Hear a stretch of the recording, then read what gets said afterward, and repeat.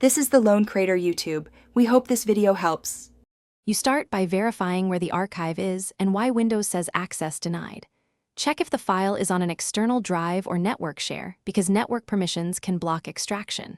Next, inspect File Properties and Security tab to see your account's rights.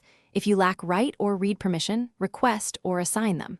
Also, temporarily disable antivirus or real-time protection. These often lock RAR files during scanning.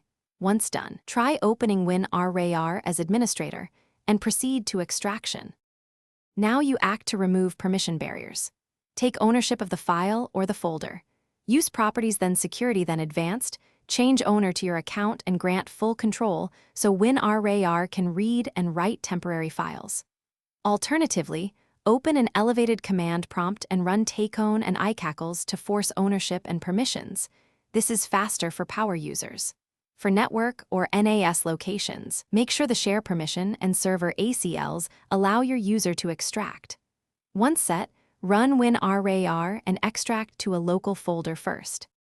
Finish by choosing a safe target. Extract to a local folder such as desktop to avoid network or external drive locks.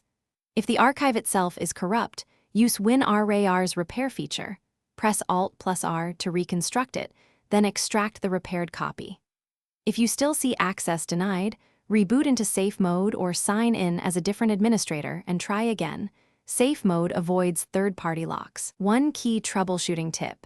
If antivirus caused the block, add an exclusion for the file or folder before repeating extraction. Thanks for watching. Consider subscribing if we helped you.